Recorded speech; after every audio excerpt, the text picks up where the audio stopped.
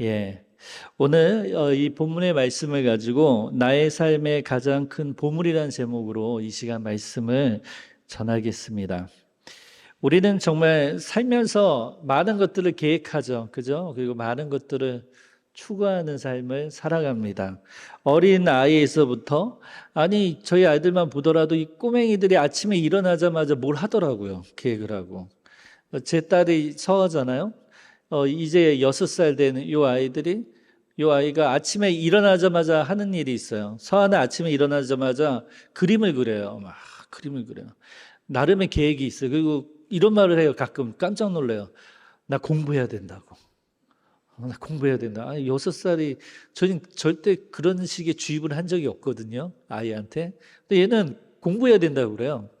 또 하나 아침에 일어나자마자 요즘 하는 일이 뭐냐면 남자아이는 꼭 양치를 해요. 치카를 하고 세수를 합니다.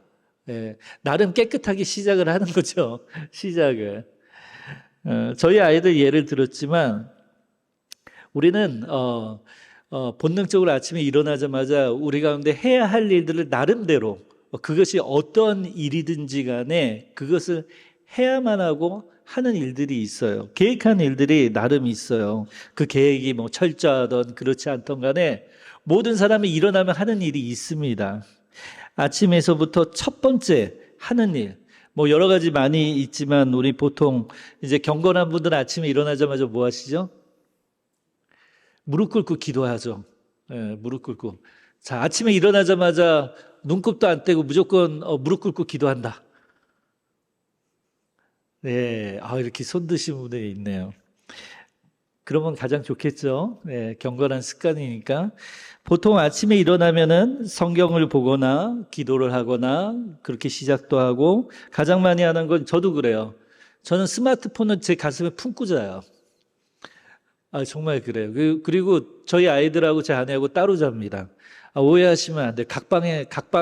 각방으로 사이가 안 좋아서 그런 게 아니라 알람을 여러 차례 해놔요. 새벽 3시부터 뭐 3시 반, 4시.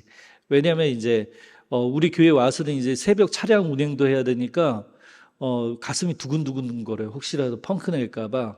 그래서 알람을 이렇게 해놓습니다. 그래서 가슴에 딱 품고 알람이 울릴 때마다 딱 한 번씩 끄는 거예요.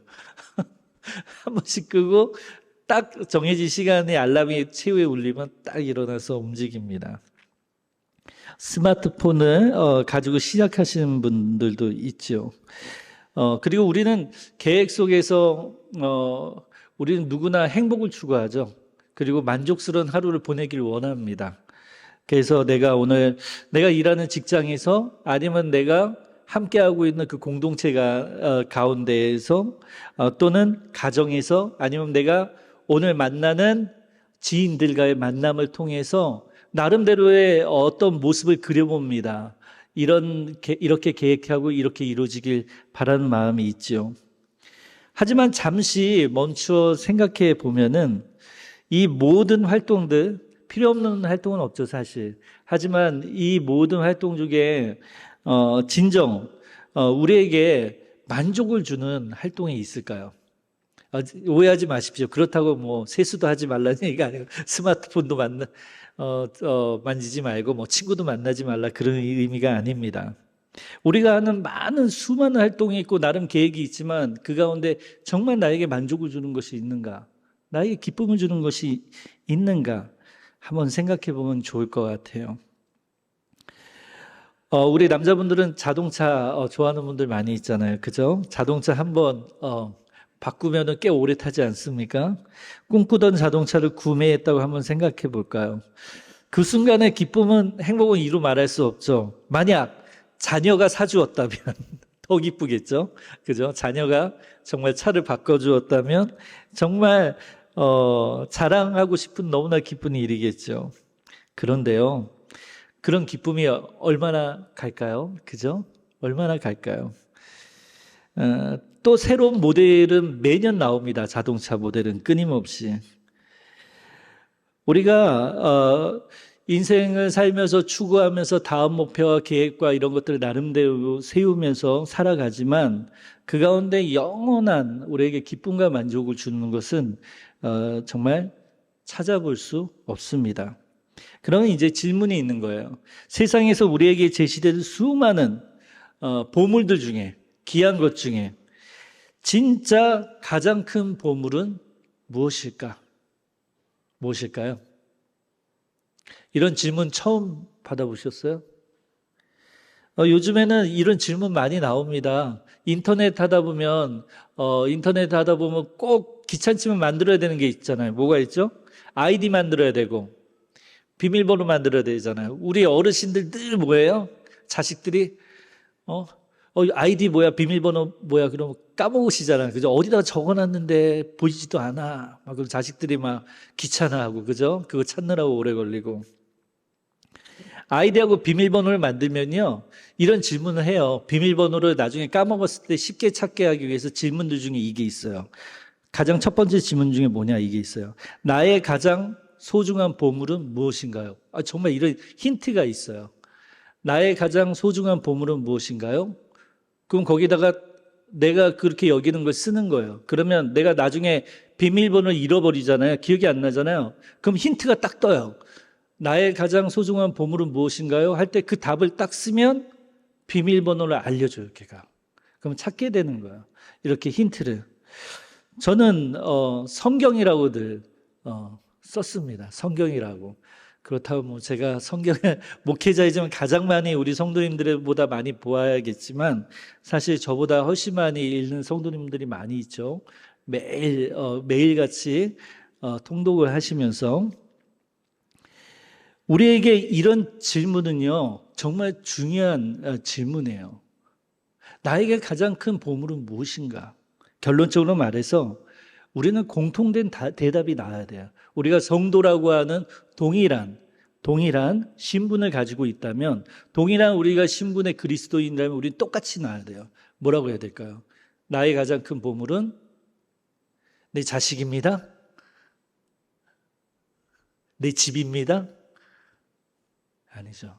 하나님이십니다. 하나님은 이 고백을 우리에게 원하시는 것이죠. 우리는 진정한 보물이 하나님이란 사실이 공감된다라는 정도로 하면 안 돼요. 지금 이 시간은 뭐 강연을 하는 시간이 아닙니다. 이것이 좋다라고 이야기하는 게 아니에요. 우리는 이 설교 시간을 통해서 공감되는 정도가 아니라 이것이 정말 나의 고백으로 이어져야 합니다. 진실로 나의 보물이 하나님이어야 우리는 그리스도인으로서 비로소 큰 기쁨과 만족함을 누릴 수 있습니다. 진정 세상의 수많은 보물들 중 인간에게 가장 큰 보물은 다른 것과 비교할 수 없는 유일하신 하나님이세요. 저는 이런 엉뚱한 생각도 가끔 해요. 갑자기 제가 100억이 생긴다면 100억은 보다는 좀 많아야겠다. 한 500억이 생긴다면 과연 대강교회에서 목회를 할 것인가?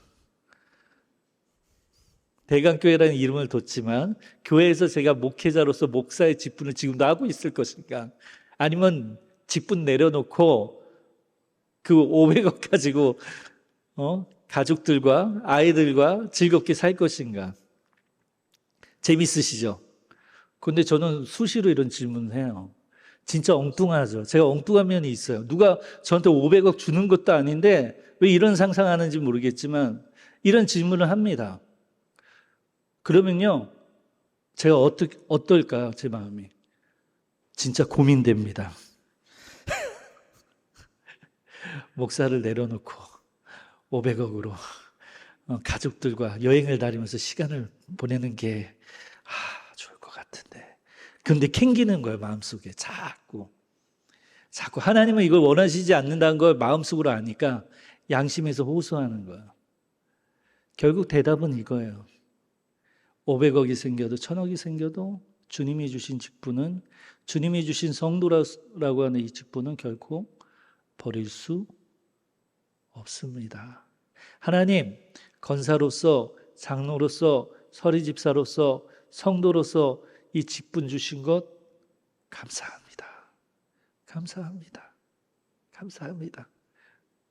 하나님이야말로 진정 저에게 가장 큰 보물이십니다. 복음주의 신학자 많이 들어보셨을 텐데 책에 A.W. 토저라고 쓴 이제 작가 이름이 있는데 에이든 토저입니다.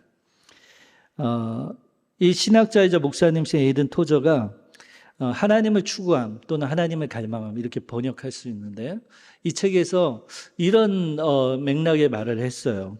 하나님을 보물로 모신 사람은 그분 하나로 온 세상을 다 가진 자입니다. 이거 멋지잖아요. 우리 같이 한번 읽어볼까요? 시작. 하나님을 보물로 모신 사람은 그분 하나로 온 세상을 다 가진 자입니다. 아멘. 저는 이 말을 보고 뛸 듯이 기뻤어요. 왜냐하면 평상시에 이런 고백을 제가 했었거든요. 뭐냐, 세상에 모든 것을 다 가지고 있어도 예수 그리스도를 소유하지 않은 자는 아무것도 가지지 않은 것과 같다. 같은 맥락의 말이잖아요. 그죠? 아니, 저렇게 위대한 신학자가 저런 말을 했다니 놀라움이 되고 감동이 되었습니다. 마태복음 13장 45절에서 46절의 말씀 제가 읽어볼까요? 또 천국은 마치 좋은 진주를 구하는 장사와 같으니 극히 값진 진주 하나를 발견하며 가서 자기의 소유를 다 팔아 그 진주를 사느니라. 아멘. 이 말씀은 우리에게 천국의 가치와 그것을 찾는 우리의 태도에 대해서 교훈하고 있습니다. 천국은 뭐예요? 천국은 하나님이 계신 곳이죠.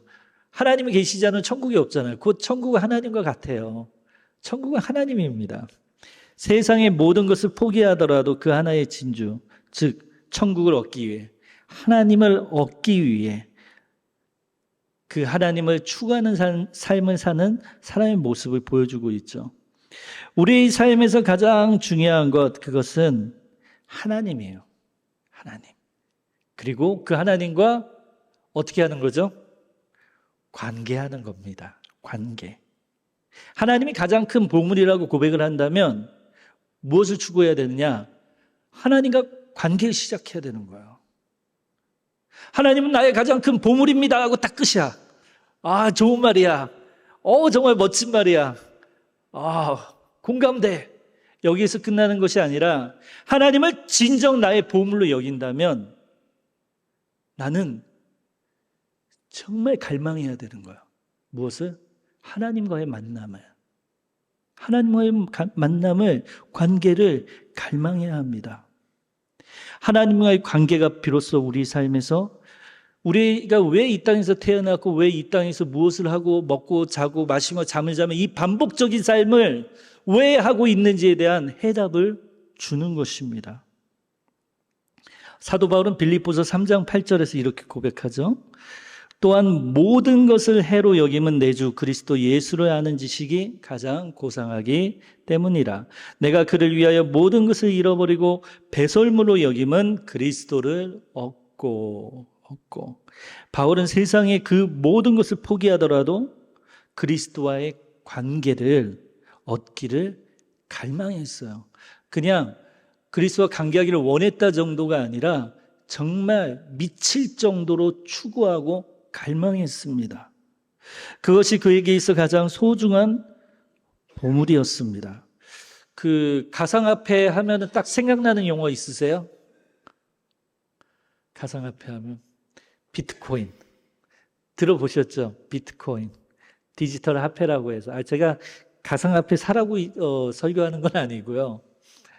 비트코인이 있어요. 비트코인. 이걸 디지털 골드라고도 불러요. 골드.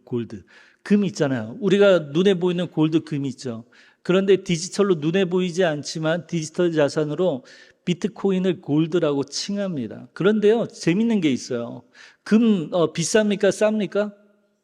비싸잖아요. 갈수록 싸집니까? 비싸집니까? 비싸죠. 저 예전만 하더라도 금 한 돈에 3만 원이었던 때를 기억하는데 지금은 30만 원이 넘잖아요. 그죠? 10배 정도 뛰어넘었죠. 근데 이 비트코인도 디지털 골드라는 것도 신기해요. 마치 그래요. 이게 10원 이 단위 정도로 시작했어요. 10원 단위. 근데 지금 얼마인지 아세요? 4천만 원 가까이 돼요. 4천만 원. 10원짜리가 4천만 원 가까이 돼요. 이 상상이 되세요? 그런데요, 제가 왜 이 얘기를 하냐면 비트코인을 얻는 방식이 뭐냐면 내가 4천만 원 주고 돈을 주고 사든지 아니면 그거를 땅을 파듯 발굴해야 돼요. 컴퓨터 그래픽 카드를 이용해서 컴퓨터를 열심히 전기세가 많이 들 거 아니에요. 전기세를 동원해서 그걸 다 돌려서 겨우 비트코인 하나 얻을까 말까 정도로 비용이 많이 들어가는 거야. 예전엔 그렇지 않았는데. 그런데요, 제가 이 예를 든 이유는 뭐냐면 하나님도 마찬가지예요. 우리가 처음에 하나님을 추구하고 만날 때 우리는 예상치 못하게 하나님이 우리를 만나게 해주고 우리를 체험하게 하고 우리의 노력에 비해서 너무나 쉽게 하나님을 만나고 하나님의 능력을 체험했어요. 그런데 우리 성도로서의 신분이 계속 하나님하고 신앙생활 깊어질수록 어떻게 하죠? 하나님은 우리에게 성경을 얘기해요. 하나님을 찾으라고 해요. 찾으라고. 왜냐? 그것이 우리에게 유익하기 때문에. 우리가 손쉽게 하나님 나타나세요. 하나님 필요해요. 하나님 저에게 이거 주세요. 하나님 지금 이게 뭔지 저 모르겠는데 지금 저에게 답을 주세요. 하면 뭐 바로 옆에서 뿅뿅뿅 컴퓨터가 답하듯이 알려주는 게 아니라 하나님은 성경을 통해서 우리에게 말씀하시기를 하나님과의 관계 속에서 하나님을 추구하고 찾으라고 했어요. 그러면 하나님이 어떻게 해주신다? 만나 주신다고 그랬어요. 근데 많은 우리의 대부분의 우리 성도들은 저를 비롯해서 어떻습니까? 그런 노력을 하고 싶어요? 안 하고 싶어요? 하고 싶어요? 안 하고 싶어요?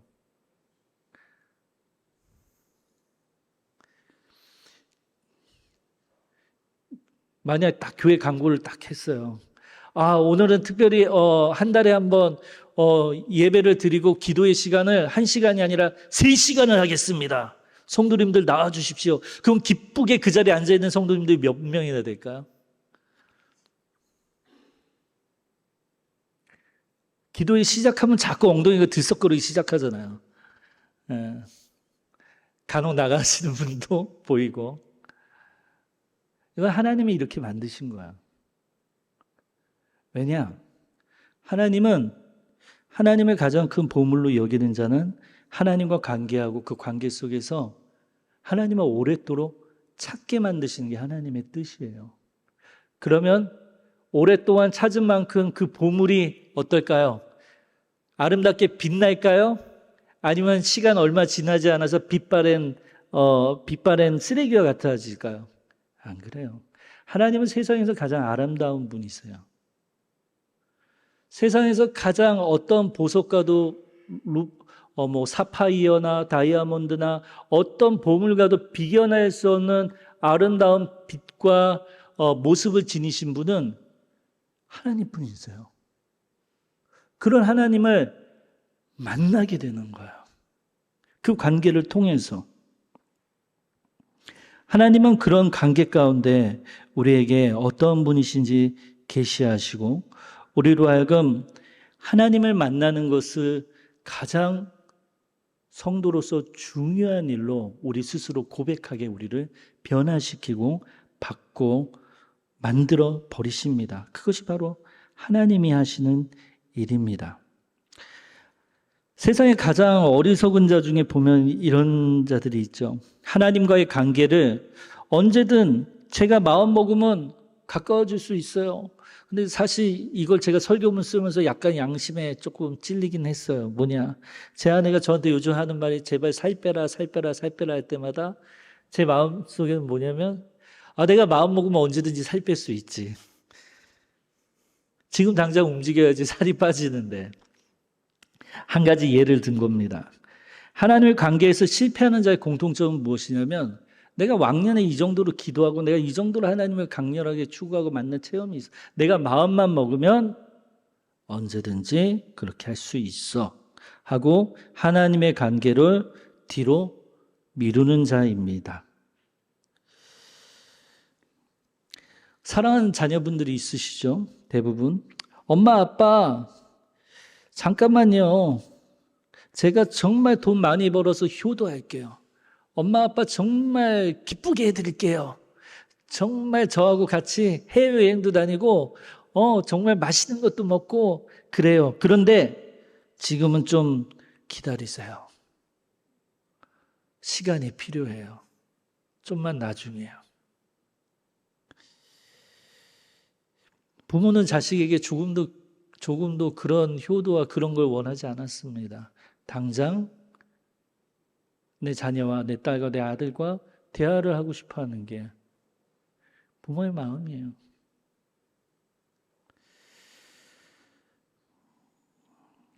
세상은 가까이 하면서 하나님에게는 아직이요, 조금만 기다려 주세요. 그런 그리스도인은 어디에서도 행복과 만족을, 기쁨을 누릴 수 없습니다. 우리는 알아야 합니다.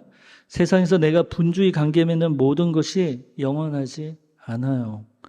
친구도, 부도, 명예도 어느 것 하나 영원하지 않다라고 하는 고백을 수없이 들으셨잖아요. 그런데도 불구하고 친구 관계를 더 하나님과의 만남보다 소중하게 우선시하고, 돈을 버는 일을 더 우선시하고, 명예를 얻는 일을 더 우선시하고, 지식을 쌓는 일을 더 우선시하는 그런 자는 지금 당장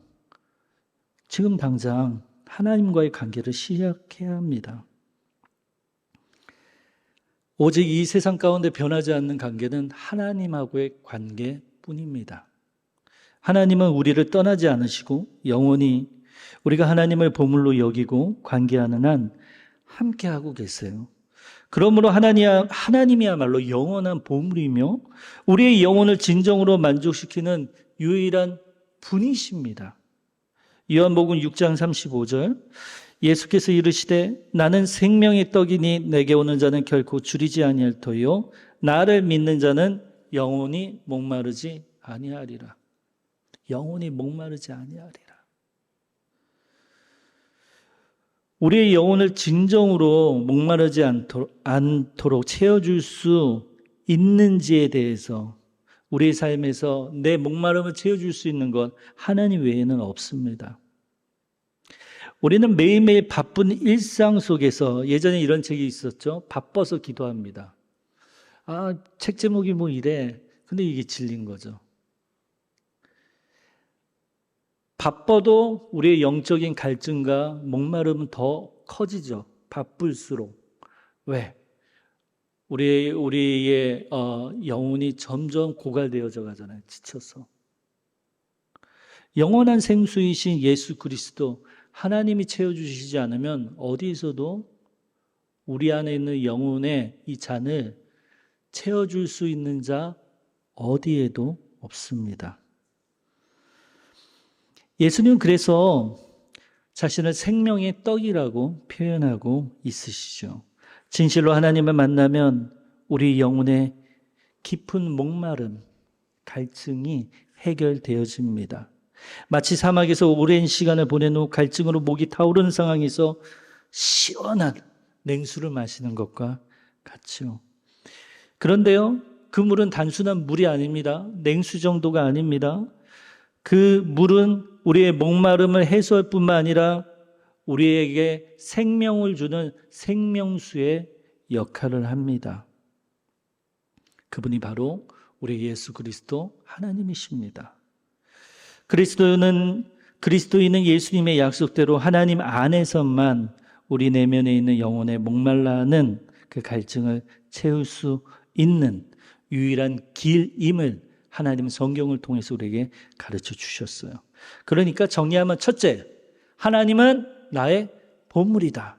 이런 고백을 한다면, 두 번째, 하나님과의 관계를 바로 가져야 된다는 것. 그리고 세 번째, 그 안에서 그 관계를 통해서 우리의 목마름을 하나님께서 해결해 주신다는 겁니다. 그러므로 이런 것들을 체험하고 맛본 자들은 무엇을 할까요? 하나님 추구함을, 하나님 찾기를 결코 멈추지 않습니다. 포기하지 않아요. 너무 힘들어. 기도하는 거 너무 힘든데, 성경 공부하는 거 너무 힘든데, 이 시간 내가 내서 이 정도 이렇게 하면 가정 너무 힘든데. 하지만 진정 하나님의 보물을 여기고 하나님을 체험하고 하나님과 관계한 것을 맛본 자는 그럼에도 불구하고 그 수고를 마다하지 않습니다. 그걸 수고로 여기지 않고 오히려 하나님께 찬양과 경배를 드릴 수 있음에, 그 자리에 내가 있음에 기뻐하게 됩니다. 산 정상을 향해 계속해서 왜 등반을 하게 됩니까? 정상에 올랐을 때 그 짜릿함이 대단하잖아요. 그죠? 산의 정상을 향한 갈망 때문에 계속해서 발걸음을, 또 다른 산을 찾는 등산객과 같이 하나님을 만난 사람은 하나님이 너무나 깊고도 넓은 분이기에 한 번의 만남을 통하여서 그분을 알 수 없기에 끊임없이 또 다른 정상을 향하여서 하나님이 준비해 주신 그 산을 향하여서 수고를 마다하지 않고 올라갑니다. 하나님이 보물이니까 보물 찾게 하는 거예요. 아이들이 어렸을 때 가장 좋아하는 게 뭡니까?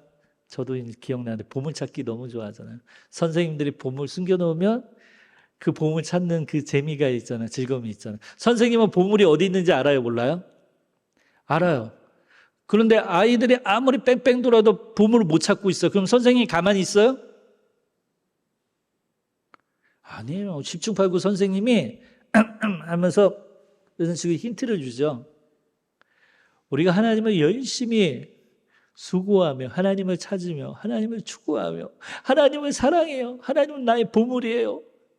하나님을 끊임없이 추구하고 나아갈 때, 그래 너 어디 한번 쓰러져 봐라. 내가 안 나타날 테니까, 내가 안 들어줄 테니까 너 언제까지 하나 보자 이럴까요? 아니요. 이 보물 찾았으니까 이 보물도 줘야지. 저 보물도 줘야지.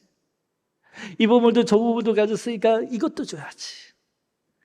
아버지 되신 하나님이 그 보물을 계속 찾을 수 있도록 도와주시는 겁니다. 그게 하나님의 은혜이죠. 빌립보서 3장 10절, 내가 그리스도와 그 부활을 걷는가 그 고난에 참여함을 알고자 하여 그의 죽으심을 본받아. 바울은 오직 그리스도 예수만을 알기를 원했어요. 그분의 십자가에 대하여서 더 깊이 묵상하고 그의 죽음에 동참하고 그 부활에 참여하며 체험하기를 원했습니다. 하나님을 추구하는 것에 자신의 삶 전부를 드렸습니다. 우리가요, 하나님을 정상에 올라서 그 보물을 찾는, 하나님을 추구하는 삶을 살 때 하나님은 우리에게 두 가지 방법을 주셨잖아요. 너무나 잘 알잖아요. 첫째는 뭡니까? 성경이잖아요. 성경의 말씀을 통해서 하나님이 어떠한 분이신지 알려주시잖아요. 성경을 통해서. 그래서 우리는 성경을 상고해야 되는 거예요. 이미 하나님이 어떠한 분이신지 구약에서 신약에 이르기까지 성경 66권에 계시되어져 있어요. 말씀을 통해서 하나님을 알고, 두 번째, 기도를 통해서 하나님과 관계하는 겁니다. 하나님을 더 깊이 만날 수 있도록 기도를 통해서 인도해 주십니다. 물속에서 숨을 쉬는 물고기와 같이 우리는요, 물고기 물 밖에서는 살아남을 수 없듯이 우리는 하나님 없이 진정한 삶을 살아갈 수 없어요. 우리는 하나님을 추구해야 되는데 누구나 똑같아요. 다른 방법은 없어요. 오직 성경과 기도, 이 두 가지를 통해서요. 이 두 가지를 통해서 삶의 방향과 목적을 하나님은 변화시켜 주세요. 진정 하나님만을 추구하는 삶을 살지 않는다면 하나님의 말씀과 세상의 가르침 속에 항상 방황하는 겁니다. 시간 낭비를 하는 거예요. 교회에 출석하고 성도로서 등록이 되어져 있어요. 등록이 되어져 있는데 이 두 가지 말씀과 기도를 그냥 아는 정도로만 하는 게 아니라 이 말씀과 기도에 정말 내가 가진 시간 분배와 모든 것 중에서 가장 많이 이걸 배정을 해서 하나님을 추구하지 않는 삶을 산다면 어중간한 삶을 사는 거예요. 아니면 교인으로서 그냥 종교인에 불과한, 그냥 어딘가에서 종교가 무엇입니까 하면 그 종교란에 기독교라고 그냥 쓰는 게 고작일 뿐이에요. 우리는 기독교를 종교라고 생각합니까? 아니요, 우리는 기독교를 종교의 범주에 두지 않아요. 왜냐? 다른 종교는 인간이 만든 신이지만, 인간의 욕망을 실현시키고자 하는 인간이 만든 가짜 신이지만, 하나님은 실존하시잖아요. 종교의 범주에 둘 수가 없죠. 그런 하나님을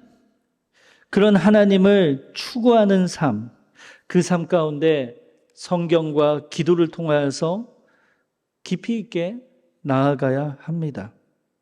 그럼 제가 이 시간 한 번쯤 저한테도 질문하는 거예요. 얼마나 하루에 말씀을 읽고 기도 가운데 우리 자신을 하나님을 찾고 있습니까? 얼마나 찾고 있습니까? 내가 그런 시간을 나중에 드려야지 하고 지금 미루고 있다면 마찬가지예요. 나는 그리스도인으로서 그 삶을 온전히 누리지 못하는 것입니다.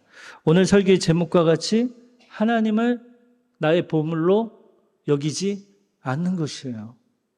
자, 보물이 있는 자는 어떠죠? 맨날 그 보물 닦습니다. 꺼내서. 캐비넷에 있으면 뭐예요? 그 보물이 있나 없나 늘 확인해요. 늘 확인하고 뭐예요? 맨날 닦아요. 반짝반짝 빛나게. 매일 확인하게 되어 있어요. 하나님이 나의 보물이라면 나는 얼마나 하나님을 찾고 말씀 속에서 하나님을 알기를 소망 갈망하고 얼마나 기도 속에서 하나님과의 관계를 하고 있습니까?